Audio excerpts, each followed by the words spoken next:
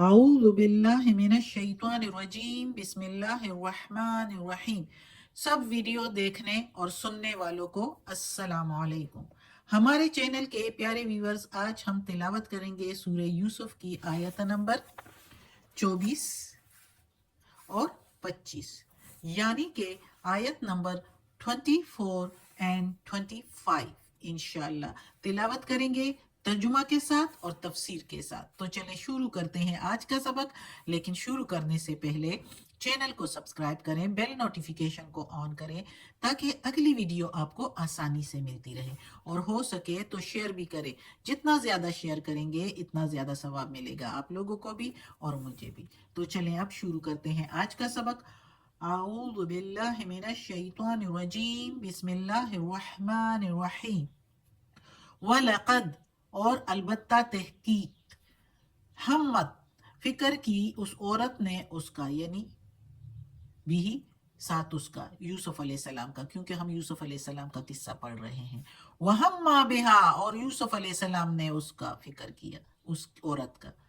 لولا وَهَمَّ بِهَا اور یوسف علیہ السلام کر لیتا اس کا، لولا اگر نہ ہوتا یا نہ دیکھتا، ان رہا نہ دیکھتا، برہانہ دلیل ربی ہی اپنے رب کی، لولا اگر نہیں، ارا یہ کہ دیکھتا، برہانہ دلیل ربی ہی اپنے رب کی۔ اب ادھر ہم بمحاورہ ترجمہ ادھر سے کر لیں سارا، تو البتہ تحقیق اس عورت نے فکر کیا اس کا، یعنی یوسف علیہ السلام کا، اور یوسف علیہ السلام نے فکر کر لیتا اس عورت کا اگر نہ دیکھ لیتا دلیل اپنے رب کی۔ اب اس ترجمے کی تفسیر پڑھیں گے، پھر آپ لوگوں کو سمجھ انشاءاللہ آئے گی، اور پچھلا سبق بھی پڑھا ہوگا تو تب۔ کذالک اسی طرح، لنصرفا پھیر دیا ہم نے، لنصرفا جب نون ہے ساتھ تو اس کا مطلب ہے کہ ہم نے پھیر دیا، انہو اس سے، انہ السوء والفحشاء اس سے برائی اور بے حیائی، اور اسی طرح پھیر دی ہم نے اس سے، یعنی یوسف علیہ السلام سے، برائی اور بے حیائی۔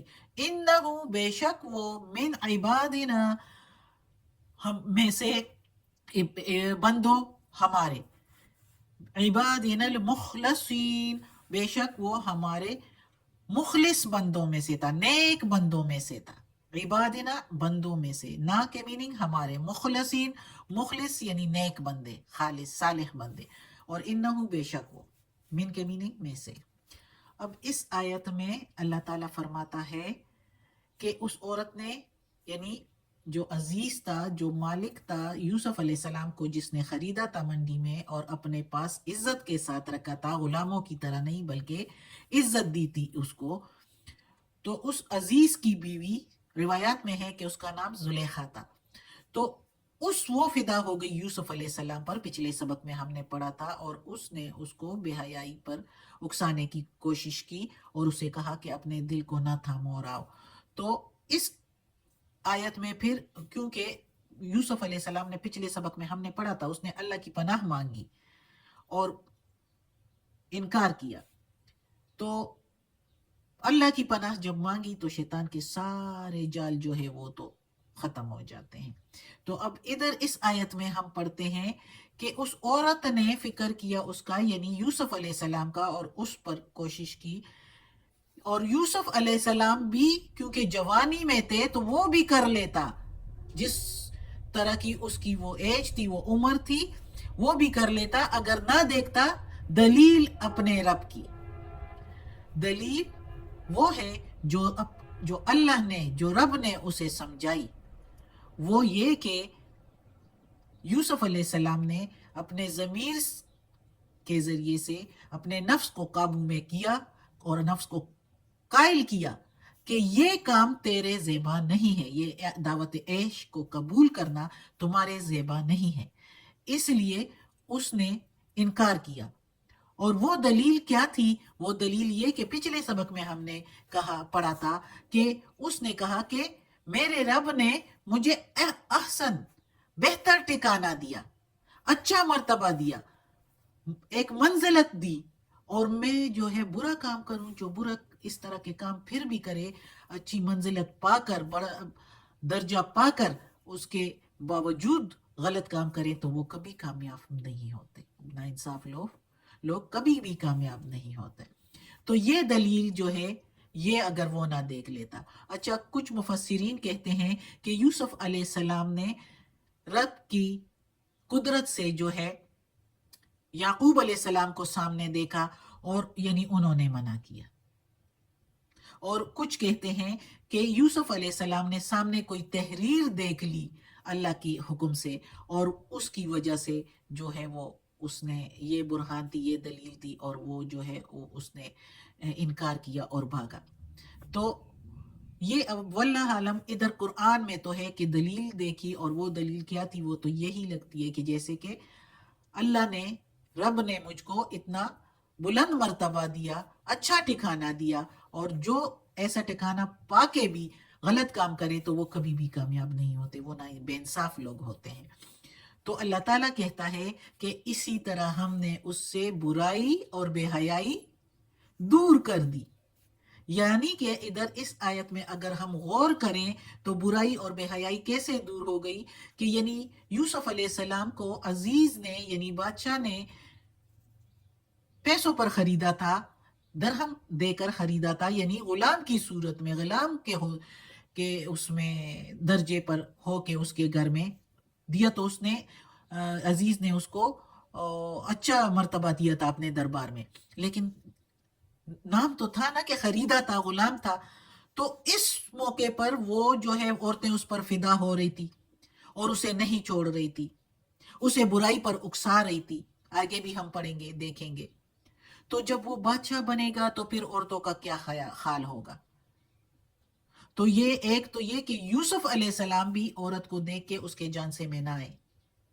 اللہ نے اس کو اس طرح برائی سے بچایا، اور اس کے دل کو اور اس کے ضمیر کو اس طرح رکھا کہ وہ اس کے آگے اگر پھر بھی آئے عورتیں تو وہ برائی کی طرف نہ جائے اور بے حیائی کی طرف بھی.